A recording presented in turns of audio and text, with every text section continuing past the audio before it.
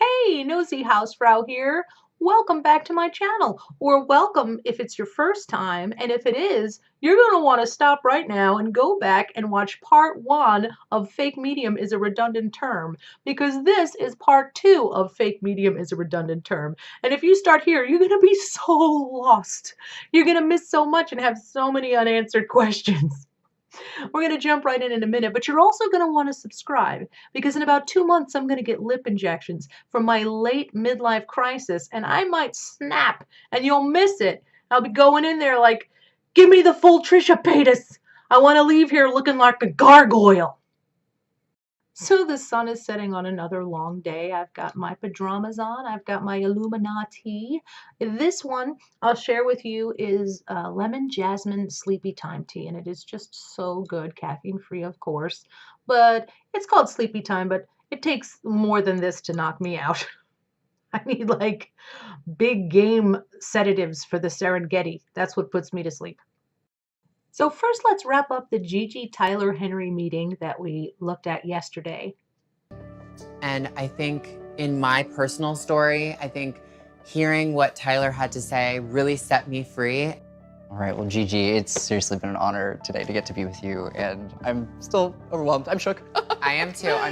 My body is quaking. My soul is shooketh.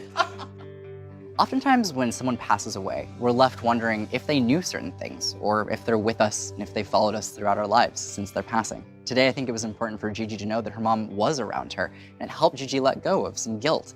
By having closure with the past, it'll allow her to move forward in a way that will let her know her mom is with her and that she's proud of her. And there you have a real Hollywood moment. Oh no, I'm shook. Oh no, I'm the one who's shook. I'm shookerer. I'm the shookerist. Come on.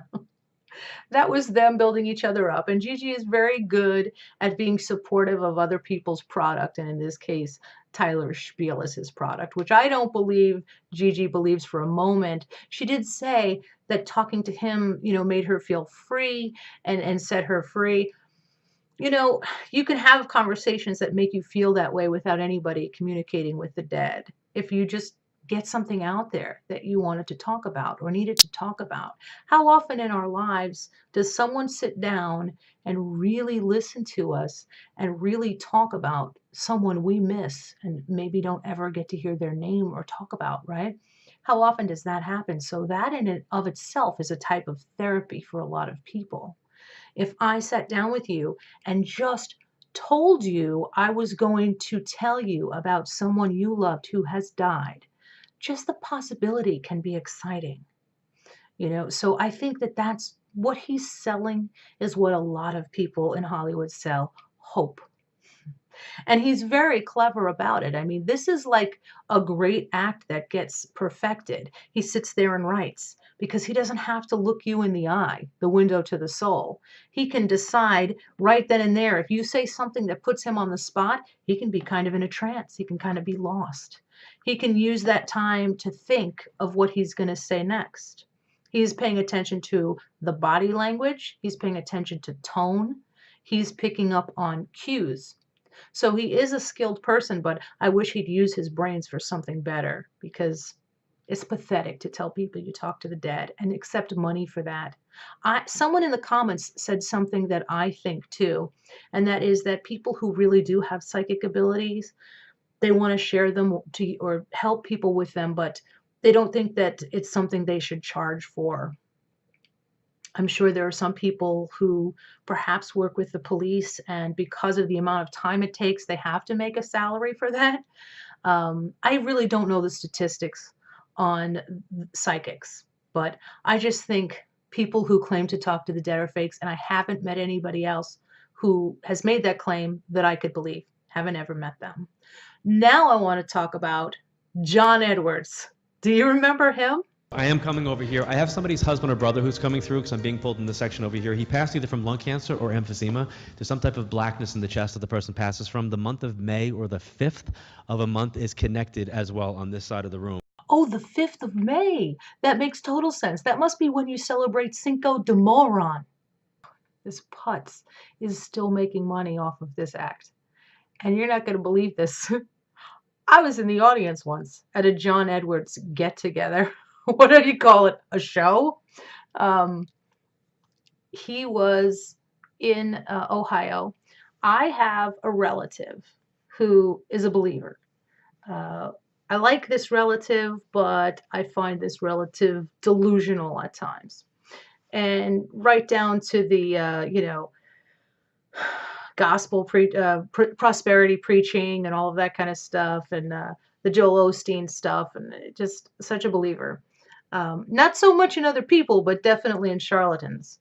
And as a favor, because she knows I'm a skeptic, she asked me to go along, and she bought the whole family tickets to go see John Edwards. And something I couldn't help but notice, and I'm sure you'll find lots and lots of other debunkings of him on the internet. But one thing I noticed is that there's a very long wait to get in to see him. It's very leap of faith. There's people planted listening, right, to other people and listening in on conversations and seeing what people are there for, taking notes, making note of who that person is, etc. And what happened during this show was he had two women stand up. And he said, I'm just getting a very strong feeling that you are having these problems in Texas and blah, blah, blah, blah, blah. And he rattles that off. And you are having this and blah, blah, blah. And he rattles it off because he's a fast talker. I swear it's like he's coked up, right? And he got their information backwards. Turned out he was absolutely right about the wrong women. And they're like, no, that was me. That was her. And so she's like, that wasn't me. She's like, was that you? Oh, yeah, that was you. And he gave some really stupid sweep it under the rug thing. He just started talking even faster and was like, okay, there's a a problem with that. Okay, but you. And once he got that, what he did was he just continued on with the rest of the information he had. And those women were more than willing to grab onto that and be like, why, yes, my bunny did die in the backyard on Easter Sunday. And the other one was like, oh my gosh, yes, I do have a kidney problem. Completely overlooking the fact that he just got caught. He got caught as far as I'm concerned, and nobody really gave a crap. I mean, everybody should have gotten up and left. And for fun, I took my own notes while he was talking. And some woman was talking about her son and said, and he said, how did he die? She was sitting in my section, but over a little bit. So I wrote drown and I showed it to my friend. Just my hunches. And it turned out he drowned. But John Edwards, he took like 5 minutes to pry that out of her by, asking certain questions like that would be like, questions you was asked to find out if there was a fire, if there's a gunshot. I'm seeing like a trauma. I'm seeing a suffocation, like just stuff like that. And really didn't give her any answers. And I would just write stuff down and my hunches were correct. I mean, he would do stuff like I'm sitting, there's a dog over here, someone lost a dog. And if you just had the sections that people were sitting in and knew some of the problems, you could always just say, I'm getting from this area over here. And there were hundreds of people. This guy is making money hand over fist over lies. I can't believe it. I couldn't believe it. Well, I didn't pay for my ticket, but I was really bored actually. And the only fun I had was going, look at that. Look at that. I should be making the big bucks. I was more on the money than he was. And now for something kind of completely different. Remember I said that I had unexplainable events happen in my life? Well, you would remember if you had watched the first part like you were supposed to. Well, I'm going to share with you one of the biggies. Little backstory. Growing up, maybe a lot of you had this too, but we had other people's moms or other families that were extended families. Like I grew up in Suffolk County on Long Island, New York, and I was the youngest of 10. But we were by no means the only large family, although we were probably one of the larger ones. The neighbors down the street had 8, and my friends were a smaller family of 5. So my best friend's mom was like another mom. And I just loved her. She was a really tall, unassuming woman who was helpful to everyone around her and just a nice lady. And she had a really loud cackle, and I enjoyed making her laugh. And a joke that developed as I got older was that I would crash the holidays. I had an open invitation, but I would always act surprised that it was a holiday. I particularly liked coming by on Thanksgiving when she would make these amazing cookies and serve all of this food. So I would come in and be like, is there Oh, is there something going on here? I didn't come at a bad time, did I? Oh, that smells wonderful. And she would just crack up every time and, say, "Oh, Carrie, I've got your plate ready and your cookies." So she was a really sweet woman. And she passed away when my son was about 2. He's 22. So, gosh, I can't believe it, but it's been about 20 years now. And it was just before Christmas. And I was feeling really sad. I couldn't go to the funeral. She had passed away in New York, and I was in Ohio. I was exhausted because my son was young, and it was one of those rare opportunities that not only did I have time to take a nap, I was able to, which is unusual for me. So I laid down on the bed and just crashed, collapsed. And I woke up to somebody yelling at me, so much so that it like resonated in the walls. Have you ever heard anybody yell and it just your ears are kind of ringing? It was my friend's mother. And in her Scranton accent, she said, "Wake up, Carrie! You threw the rent check in the garbage." And I'm like, "In the garbage?"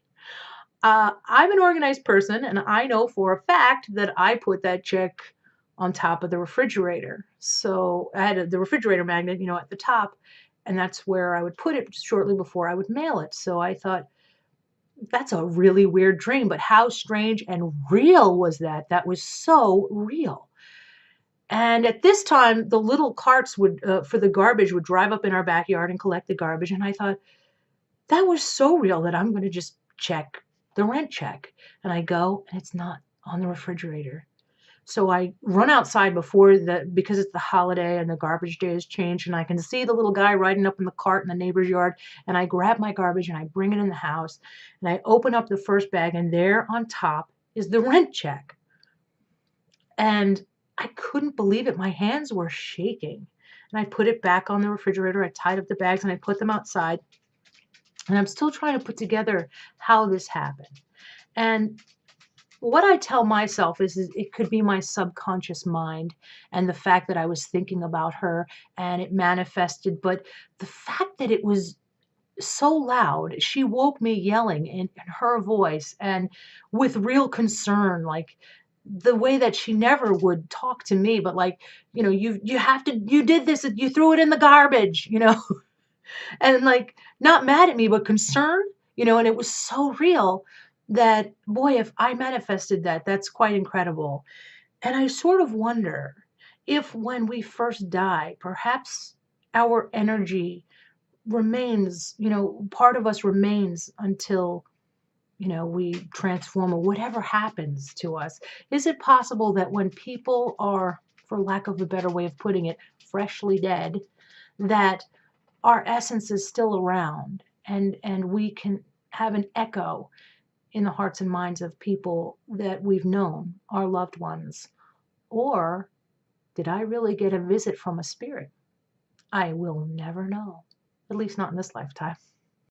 So that's it for this subject for now. I'm probably going to retouch upon it pretty soon. I haven't even told you about the friends I helped with my hunches that turned out to be more than hunches.